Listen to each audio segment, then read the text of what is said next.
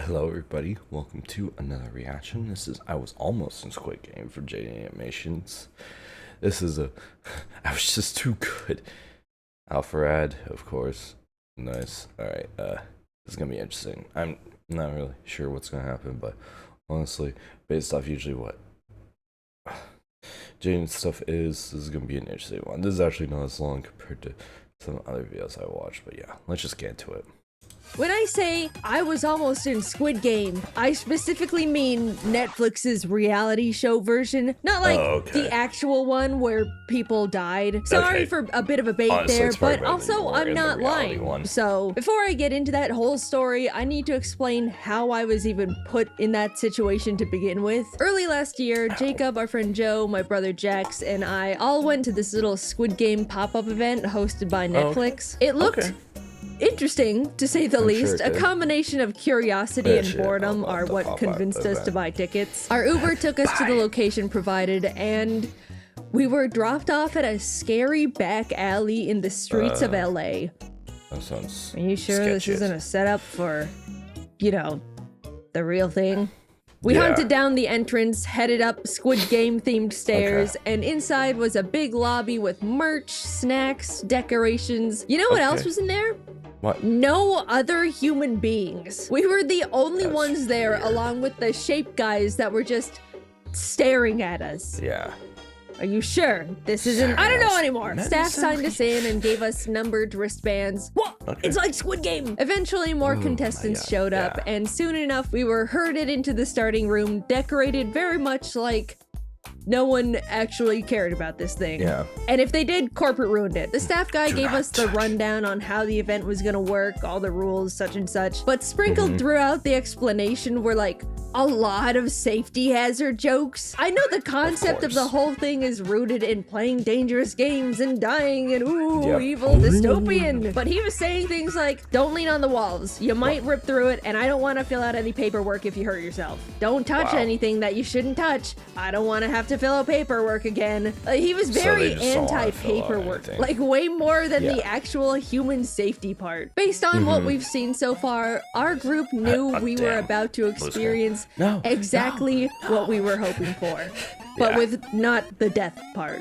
For the first game, we were led into a room with lines of glass squares. What? It's like Squid Game again! The glass jumping part! When it was your turn, the pattern on the 10 squares would be shown, and you needed to memorize which tiles to step on. It's like, well, I guess it's kind of like Squid Game. Kinda.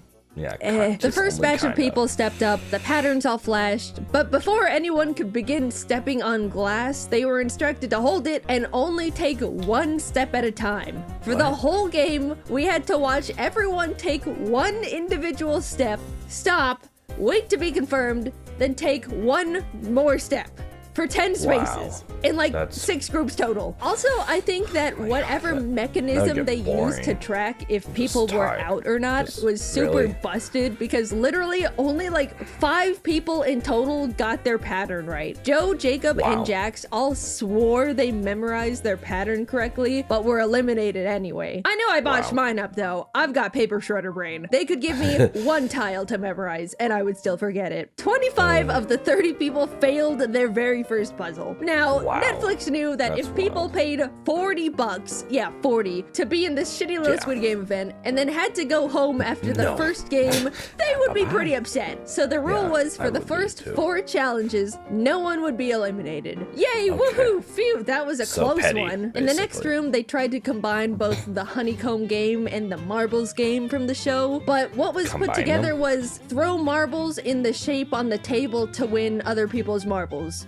It was very anticlimactic. Unfortunately, we were only able to gather in groups of 3, so Joe wasn't able to join us. Instead, he was paired up as a third wheel to a random couple that was obviously here on a date. Jax cleaned up shop on us. He got all our marbles within minutes. But over at Joe's table, malicious injustice was afoot. Apparently, the 2 people that were in a romantic relationship ganged up on Joe, and after taking all his marbles, just split them up between each other. Despite there being no actual stakes in the game, Joe was furious simply out of principle and swore to get revenge on them somewhere somehow. Before he could even start any beef, we were brought into the next room, and again, we're split into groups, this time of 4. They really liked group activities in this thing. Walking through the doors to the challenge, everyone was stationed around a respective gift coffin. After opening them up, it was revealed we were going to be playing a big version of Operation, the game where you try to pick up fake little organs with fake medical tools without touching the sides.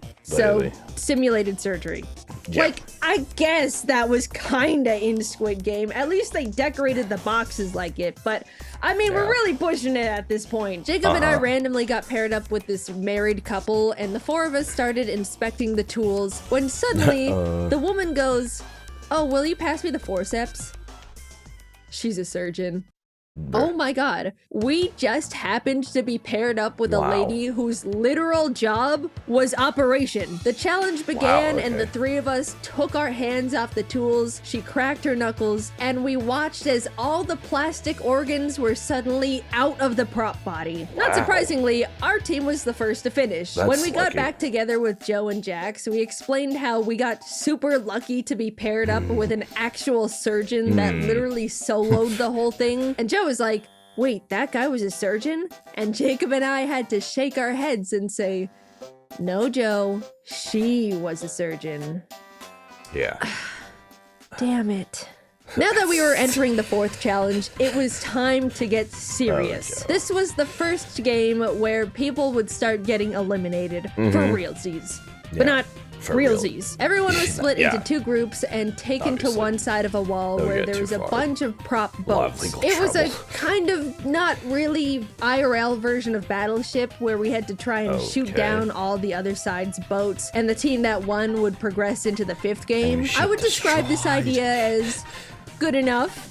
Sure, you know, we didn't get to choose where to put our boats since they were bolted to the floor, but I guess we did only pay $40 to be here. For some reason though, the staff member on our side was, we can call it, extremely helpful. At first he was saying general tips, like, so if they still have a 4-tile boat, let's check all the areas that could fit that. You know, saying vague hints to help us out a bit. But by the end of it, he was just straight up telling us, if I were you guys, I would shoot right here.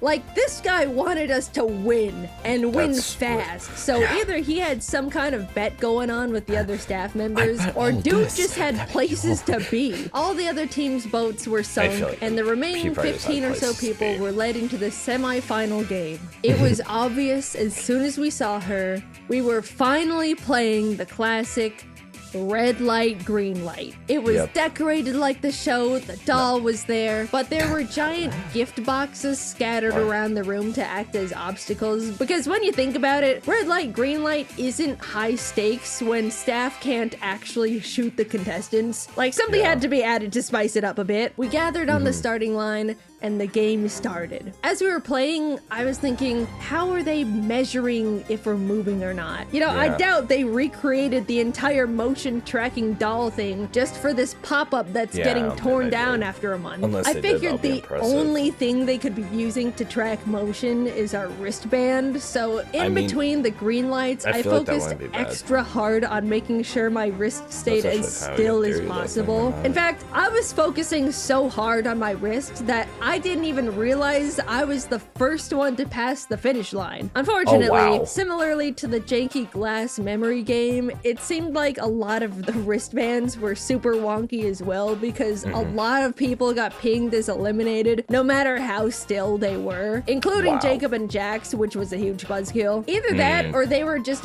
built to be super sensitive, and somehow my weak little carpal tunnel wrists decided to not shake for the first time in 5 years. I turned back to see just 3 people left. One of them being Joe. They all lunged forward, and as red light was called for the final time, I watched as Joe tripped and crashed into them, causing every person left to topple to the floor. Their wristbands deemed them eliminated. As Joe was walking past me to the dead area, I asked what happened, to which he said, "I got him."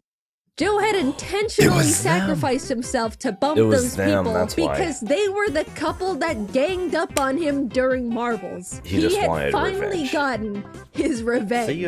Was it petty? Yes. Did he probably ruin their date? Yes. But do I also not care and think that was the funniest shit ever?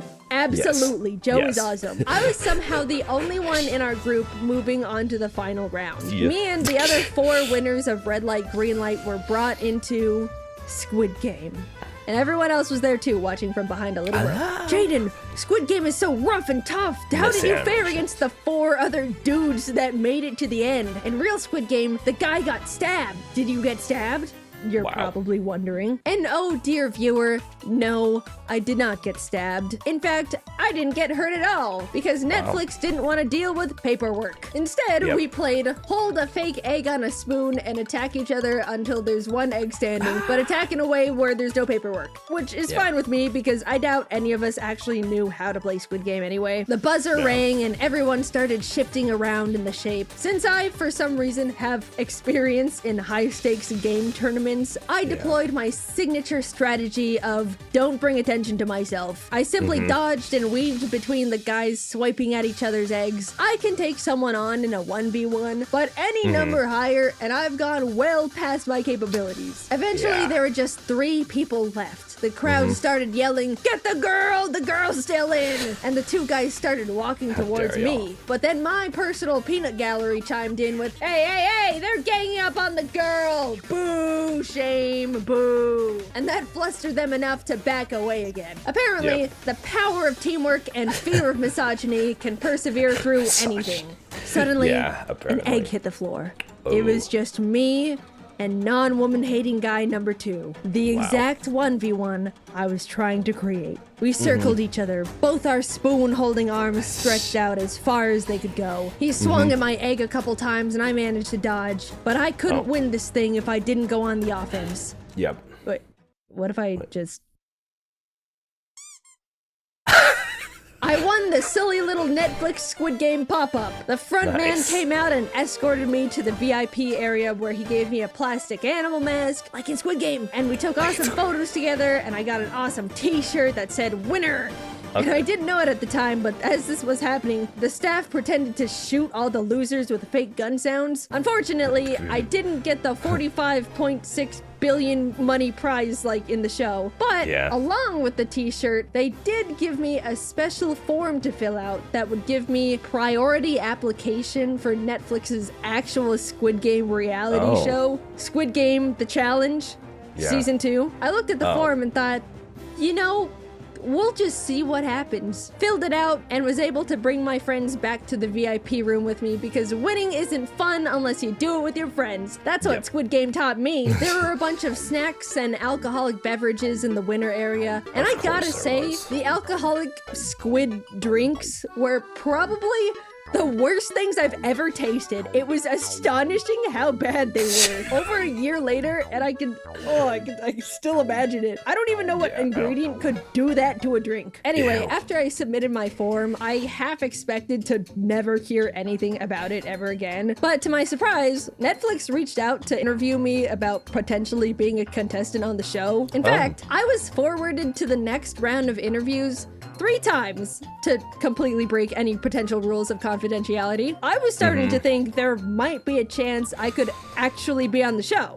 But eventually, the interviews came to a stop, and I have come to the conclusion they have moved on to better qualifying people. Most likely because I will admit I was a bit too honest during the interviews. They basically all just looked like this. What kind of a role do you think you would play in Squid Game as a contestant? I'd probably just be a follower. I don't like taking charge at all. How hard would you fight to win Squid Game? Not that hard. Have you watched the first season of Squid Game: The Challenge? No. Well, I watched the first 20 minutes, but I turned it off because I thought it was really badly paced and boring. So that was that, and I'm okay with it. Or who knows, maybe they saw my very strange track record of winning game tournaments and got scared. Probably. It kind of seems like those kinds of really intense and active game shows like real life Squid Game end up having a lot of people complaining about how they got hurt or weren't treated all that great anyway. So I'm glad I'm sitting safe and sound in the comfort of my own home. I'm glad I'm not dealing with Squid Game related injuries, in fact. Also, very quick reminder that Techwear merch is going away soon. If you're late to watching this video, it's probably already gone, to be honest. Sorry. Probably. I tried to warn you. Thanks for watching though. know, and see you later. Thank you. That was pretty interesting, honestly. Kind of fair.